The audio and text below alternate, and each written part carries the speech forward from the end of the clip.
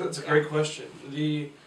So you first sort of zooming out the lens, something that you kind of see historically in American political life is that the political party that is out of power or in opposition when a technology emerges often leverage that technology better because they're hungrier, they're more innovative, and they're less tied to the status quo. And so you saw that with the rise of talk radio and direct mail, that Republicans in the 80s coming out of the 70s had this advantage. You saw this, obviously with President Kennedy, who was, as a Democrat in 1960, coming, from the opposition party of the Eisenhower years, kind of was one of the first to get with television. And so there's many other examples, and that's, I think, one of the advantages the Democrats had was that a lot of the social media platforms and crowdfunding platforms were developed during the Bush years. And so they were really gravitated as a party and built up this tremendous structural advantage that served them well in 2008 and then in 2012. And particularly after the 2012 elections, there was a sense of crisis in the Republican Party on multiple levels.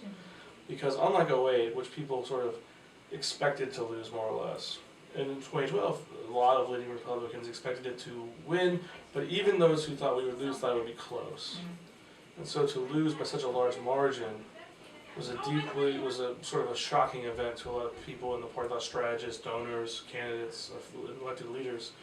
And so technology was one of the main silos that was analyzed for, not technology in terms of,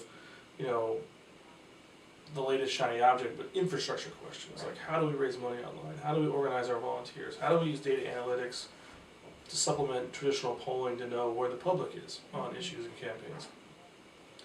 So huge strides were made in all those areas, and I would characterize the midterm elections as a catch-up for the Republicans and one of the benefits of technology is that since technology itself is radically changing so quickly, just in the marketplace, it's very easy to leapfrog your opponent. And the Republicans and Democrats have been essentially engaged in what I call a space race over technology in the midterms that I believe will continue into the 2016 elections, where you'll continually see one side do one thing and the other side will immediately try to match it or exceed it.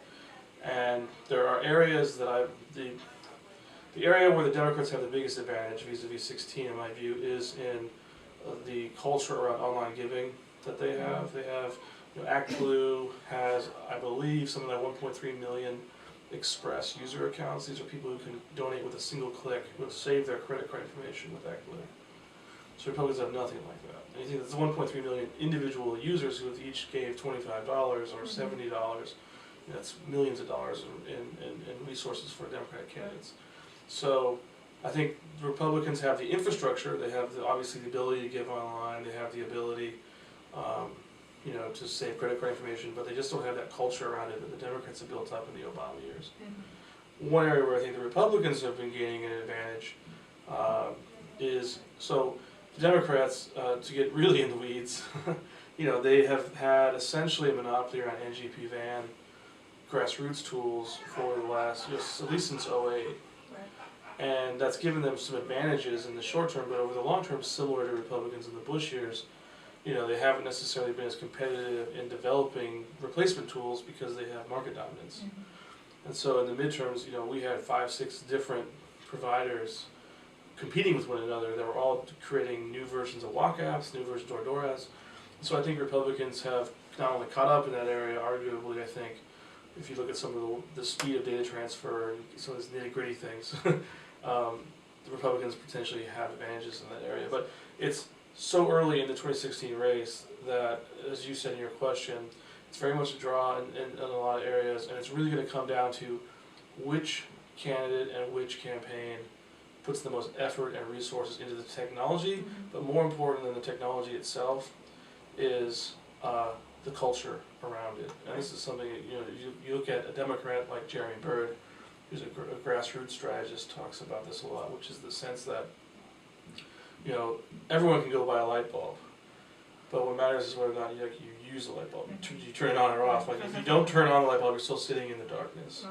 And so we all have the ability to go to both the private sector and I think to political vendors now in a way that we didn't 4 years ago as Republicans, and say, okay, I want to have a centralized database, I want to have cool online ads, I want to have cool walk apps, I want to use data analytics.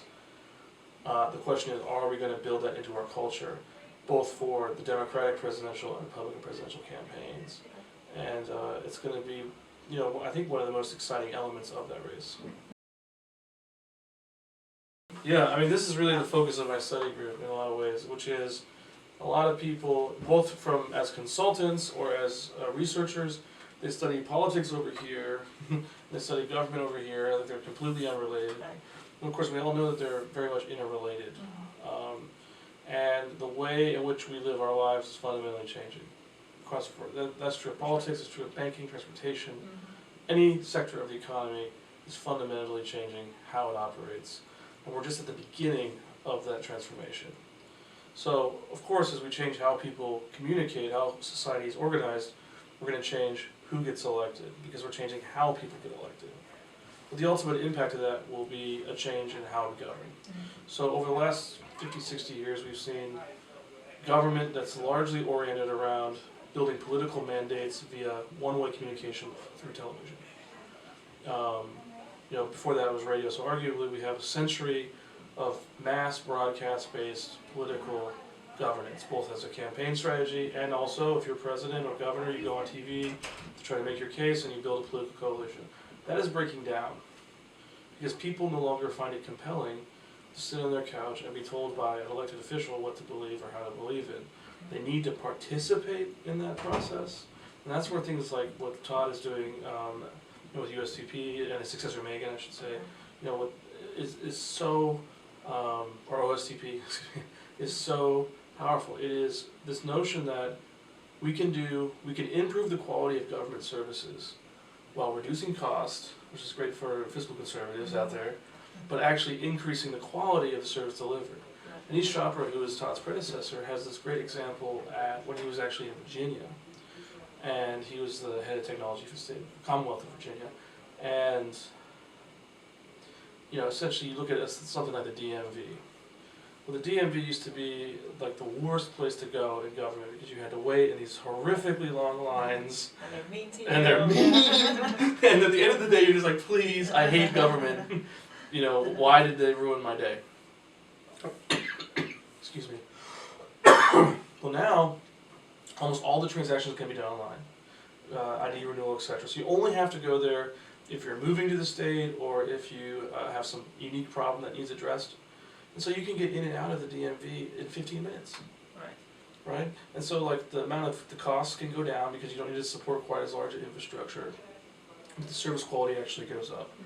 And that's a very unique example of replacing sort of a bureaucratic organization with sort of a digital first organization, but the potential for that as a policy making tool is enormous. And I think this is true in the executive branch with things like 18F that are going from department to sort of reinvent these systems. I think right now they're working on Veterans Affairs issues. They're doing a lot of open data things at the Department of Commerce to just get information in people's hands who can then be entrepreneurs with it to create these civic startups.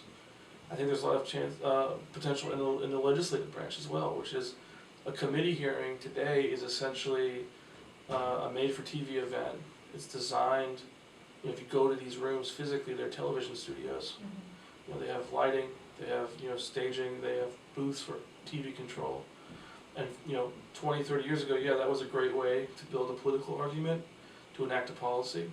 But today it doesn't work. So how can you, but the first days of television, they just dropped a camera in a room, said, look, we're on TV. And then they realized, wait, we need to add the lighting, we need to add the staging, we need to add the control booths to do it well.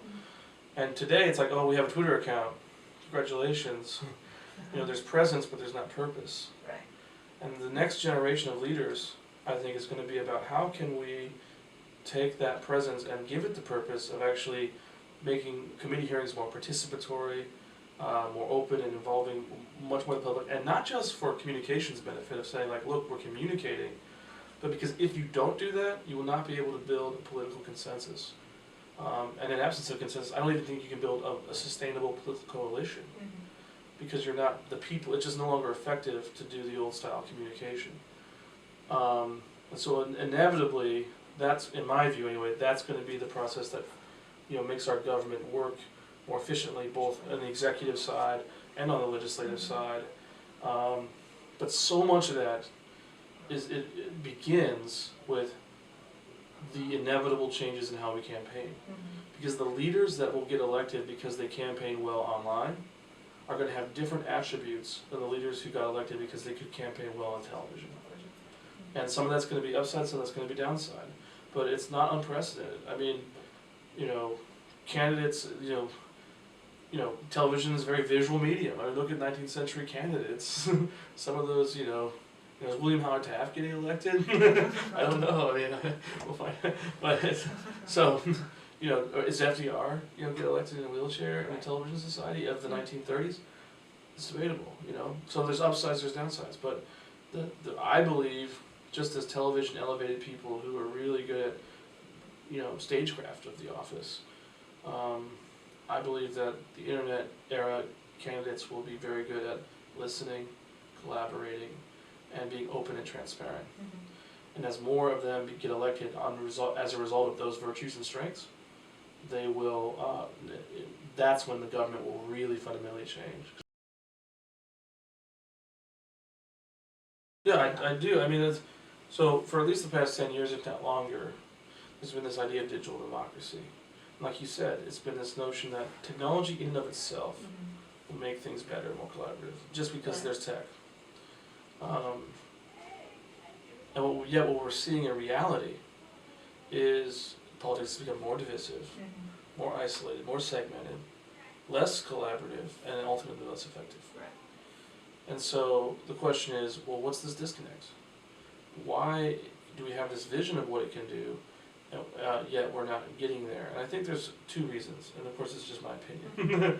But the first is, I think we're going through a generational transformation. It's not about age, but it's about mentality. But this is bigger than the shift from radio to TV.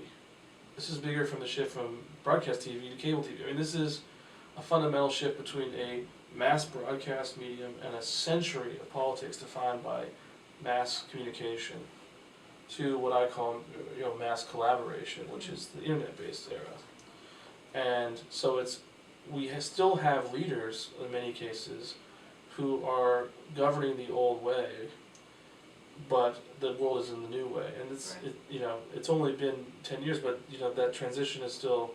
Even the young leaders who are getting elected as a result of this new mentality have yet to rise up. And so I think that dissonance is creating a lot of this strain. From my perspective, ultimately we need a candidate who can rise above the politics of Washington, in my view, which is, I know there's some great people in D.C., believe it or not, on both sides of the aisle, but one of the things that surprises you when you work in Congress, or at least surprises a lot of people, including me, was the amount of people who aren't cynical who are elected officials. When you think about Elise Stefanik, who is the youngest woman ever elected to Congress. She graduated from here, I think, 7 years ago, so incredibly young. She used to chair the Fellows Program. Chair the Fellows Program. Incredibly intelligent. Got, amazing young woman who's going to become this national leader, in my view. And there are people like her everywhere, from members of Congress, senators, staff, interns. I mean, they're just all over the place. And yes, there are cynical people. I mean, there's sinners and saints in every community. But there's still something wrong with the city and the culture of that city. And this tag team mentality of, it's more important to play that political game of who's up, who's down, and Politico every day than getting things done for the people. It seems to be what they're facing. And I think the next president needs to somehow be apart from that, and say, and that doesn't mean they can't be from the city in some ways, but their campaign needs to be focused on America's future and making Washington work again, so that our country can become what it needs to become in this century. I think there's obviously Jeb Bush has a very strong, compelling case to make in that area, based on his record as Florida's governor and other things he's done in his life. Senator Rubio, obviously, is a young, dynamic leader. My heart broke when Rob Portman didn't run, because I think he's one of the most substance-driven politicians in the Republican Party. Paul Ryan, the same way, he didn't run. But those are the type of leaders that inspire me, and hopefully we'll have a process that will bear out some of that. And there are other great candidates running, but me personally, those are the type of leaders who inspire me. Mhm.